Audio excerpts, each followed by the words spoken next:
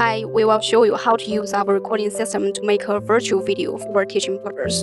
First, let's enter the virtual course main interface, and then you will see some screens here. And now you need to plug your USB, and we need to import some video resources from your external USB. Now we set one of the video as a background, and then we choose the green screen video as a figure to put in the background, to place in the background. You need to set the figure and to display it. And you will see that the green screen is being keyed because we use the one-click cutout. And then if you want it to be more fluent, and you can enter the professional mode to make the perfect key. And all this video can be recorded.